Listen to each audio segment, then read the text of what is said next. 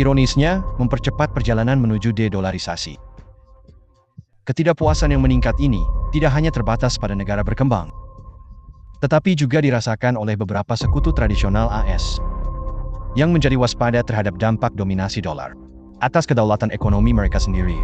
Banyak ekonomi utama, termasuk China, Rusia, dan negara-negara batu bata lainnya, secara aktif mengeksplorasi sistem alternatif. Mereka belum tentu berusaha untuk menggulingkan kerangka keuangan saat ini, melainkan untuk memberi sinyal kepada AS bahwa dominasinya memiliki keterbatasan. Jika AS mendorong terlalu jauh, negara-negara ini menginginkan opsi untuk beralih ke sistem alternatif, bahkan jika itu kurang efisien, untuk menghindari disandera oleh perintah yang didominasi dolar. Keinginan untuk otonomi yang lebih besar telah LED untuk meningkatkan kerjasama di antara negara-negara ini, termasuk upaya bersama untuk menciptakan sistem keuangan paralel dan mengurangi ketergantungan pada perdagangan dalam mata uang dolar.